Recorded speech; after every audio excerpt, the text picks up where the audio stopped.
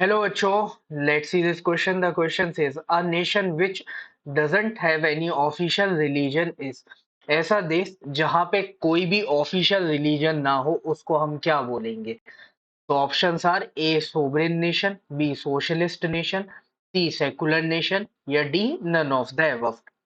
पहले हम इन तीनों टर्म्स के मतलब समझते हैं, फिर हम आंसर करेंगे। तो सबसे पहला टर्म आता है हमारा सोवरेन नेशन। ठीक है, तो सोवरेन का मतलब क्या होता है? एक तरीके से आप बोल सकते हो इंडिपेंडेंट, कि जिस पे कोई भी रूल नहीं कर रहा हो, वो अपने डिसीजंस खुद ले सके। उनके देश के जो इंटरनल मैटर्स है ना, देश के अंदर पुलिस हो गया, सिक्योरिटी हो गया, रेवेन्यू हो गया, इन सारे मैटर्स पे जो भी डिसीजन लेना है वो खुद ले सके। और एक्सटर्नल मैटर्स जैसे फॉरेन पॉलिसी पे किस तरीके से डिसीजन होगा, दूसरे देशों से कैसे रिलेशन होंगे, तो ये डिसीजंस अगर वो खुद से ही ले रहे हैं, कोई और इंटरफेयर नहीं कर रहा है, तो उसको हम बोलेंगे सोवरेन नेशन, मतलब वो पूरे तरीके से इंडिपेंडेंट है।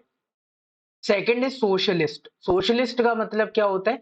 जो मेजर मीन्स ऑफ प्रोडक्शन है, जिन पर जो मेजर पॉपुलेशन है वो डिपेंडेंट है, जैसे आपका रेलवे हो गया, फूड हो गया, या ऐसे जो भी इंपॉर्टेंट सेक्टर्स हैं वो किसके अंडर आने चाहिए? तो वो मीन्स ऑफ प्रोडक्शन आते हो गवर्नमेंट के अंडर में, तो उसको हम बोलेंगे सोशलिस्ट नेशन।